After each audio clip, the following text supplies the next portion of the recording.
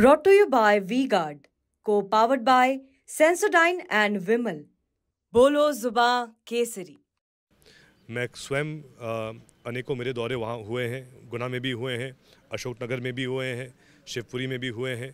और वहाँ पर मूल बात जो चर्चा में आ रही है कि गुना, अशोकनगर, शिवपुरी लोकसभा क्षेत्र में 18 लाख मतदाता है। तो जनता की मांग ये है कि उन्हीं के बीच का व्यक्ति सांसद बने। अब सिंधिया जी तो बहुत बड़े परिवार से आते हैं, ग्वालियर के रहने वाले हैं, दिल्ली में रहते हैं, तो वहाँ से चुनाव लड़ें। गुना तो कहीं ना कहीं वहाँ की जो लोकल मांग है कि जो व्यक्ति गुना का निवासी हो, अशोकनगर का निवासी हो, शिवपुरी का निवासी हो, वही सांसद बने। क्योंकि आखिर जनता चाहती है कि भाई अगर वो सांसद चुन रही है तो उन्हीं के बीच का आदमी हो।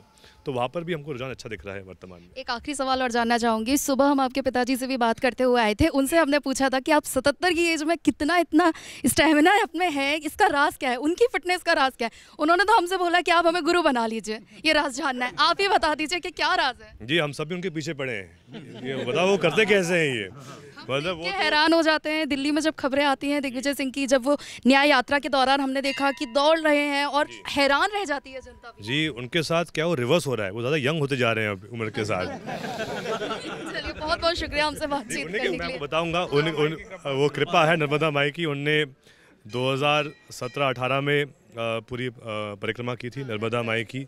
विशेष कृपा उस समय नर्मदा माई की उनको मिली। फिर उन्होंने राहुल जी की पूरी यात्रा भी करी, भारत जोड़ो यात्रा, दक्षिण से लेकर उत्तर भारत तक।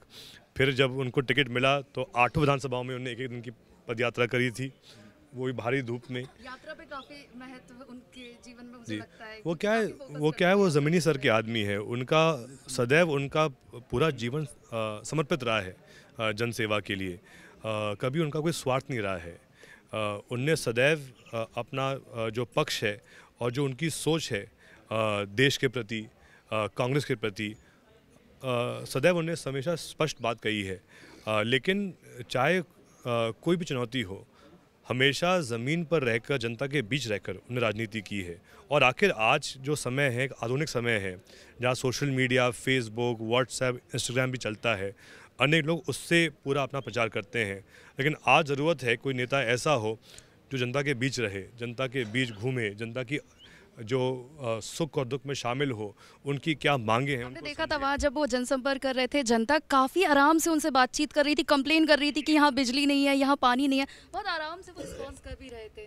जी, बहुत नेचुरल लग रहा था वो, किसी का अपने उनसे कंप्लेन वो इस तरह से कर। जी, उनको हमेशा एक उनके अंदर भावना रही है कुछ अलग करने की, देश की सेवा करने की, जनता की सेवा करने की।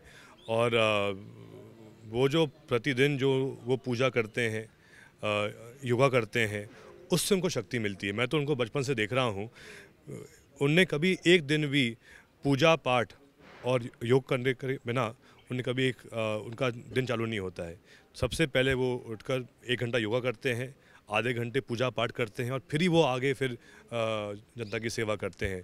तो उनके जीवन में जो अनुशासन है, जो समर्पण है, वही कारण है कि आज भी वो लगातार इस उम्र में भी लगातार घूम रहे हैं।